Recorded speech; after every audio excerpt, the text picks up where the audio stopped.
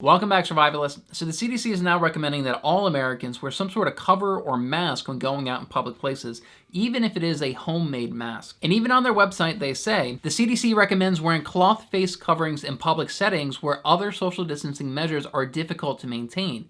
Example, grocery stores and pharmacies. And on their website, they even give you step-by-step instructions of how to make 3 face mask variations at home. So in this video, I'm gonna walk you through step-by-step of how to make all 3 of them. And at the end of the video, I'll give you my thoughts on each of them and which one I recommend. So first I'll show you how to make the quick cut t-shirt face covering, and then I'll show you the no-sew bandana face covering, and then I'll show you the stone cloth face covering. So let's start off with a quick cut t-shirt face covering. This is gonna be one of the simpler masks that you can make, and all you need is an old t-shirt and a pair of scissors. So step 1 is to cut off the bottom portion of a shirt about 7 to 8 inches from the bottom of the shirt. And you wanna make sure that you cut through both layers and essentially cutting all the way around the shirt. So now that you have this bottom section cut out, now you're gonna cut out a rectangle out of the center of it. And this is how you're gonna be creating your 4 straps that are gonna go around your head. Now in their instructions, they say to cut out 6 to 7 inches to make these straps, but I found that that was way too little, and I actually probably cut out more like 12 to 13 inches. Now I am using a large t-shirt, and that may play a pretty big factor as well. And the last cut is just through each of those 2 thinner parts so that you're left with 4 straps. So you should be left with something like this. So you have the main part that's gonna cover your face, and now you have 4 straps. And you can see that, honestly, I probably could have come in a lot further as well. I don't really need this big of a material to cover my face. So now all you do is you just cover your face with this,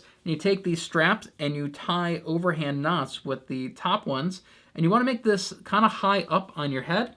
And then you take these bottom ones and you wrap this around your neck, and again, just tying a simple overhand knot with that. And that's it. This is one of the simpler masks. It probably only takes you about a minute or so to make this. So what I like about this mask is very quick and easy to make, and it's also a very breathable material. I'm not really having any problems breathing or speaking while wearing this mask. Although that may also mean it's not providing as much filtration as some of the other masks might.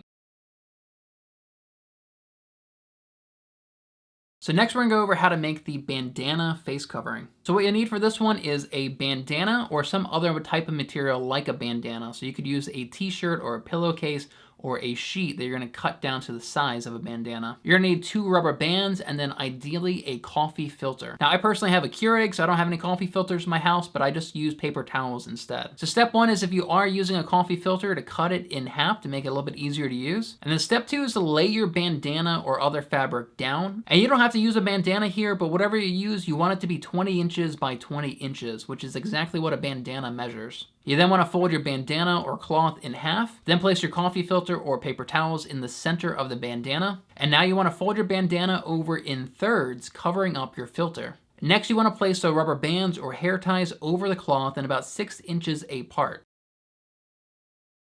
Now you fold the sides over the rubber band, and that's it. And now you have your bandana face covering. So what you do is you place this over your face and then you put the rubber bands around your ear, like this. And now you're inhaling mostly through this filter. Although I can feel a little bit of leakage around the bottom, and I can probably get a little leakage up here as well, where air is bypassing the filter. But I feel like the majority of the air I breathe in is coming in through the filter. Now the big benefit to this is that it's definitely providing more filtration than just a flimsy t-shirt. But at the same time, it is also kind of difficult to breathe through this thing. And as you can hear, my voice is very muffled because of it as well. I will also say that these rubber bands, they're not exactly the most comfortable things. Like, I could tolerate them, but I don't really enjoy having these around my ears like that. Now, I probably could have folded out a little bit more material like this, and that may take off some of the pressure on these rubber bands pulling on my ears. You know, some other drawbacks to this is that you can see it does move around quite a bit as I speak, and I can actually feel it falling down off my face the more that I speak, and now my nose is exposed. And then also when you take it off, you have to be careful that it doesn't unfold and come apart because it's only being held together just from the force of it being pressed against your face. And the next mask is going to be the sewn face covering. So for this one, you are going to need a sewing machine or at least a needle and thread.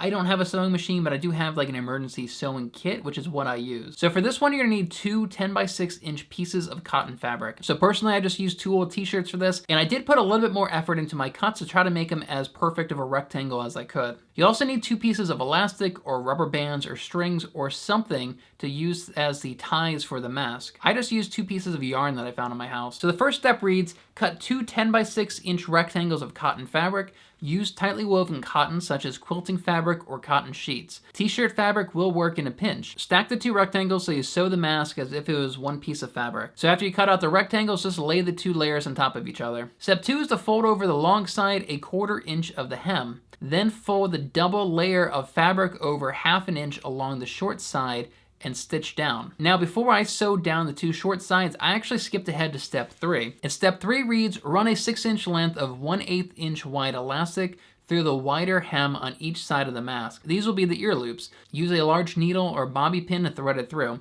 So what I did instead was laying the string down first and then folding over the short sides and sewing those down with the string inside the fabric. This way I won't have to use a needle or bobby pin to try to push the string through the gap like the instructions say to. And then step 4 reads to gently pull on the elastic so that the knots are tucked inside the hem. Then securely stitch the elastic in place to keep it from slipping. So your end result will look something like this. Now I'm using yarn instead of the elastic, but it still works pretty much the same. All I have to do is loop this around my ears on both sides and then place this over my face. And out of the 3 masks, this one looks most like a traditional surgical mask. Now I will say that I find this one pretty loose on my face.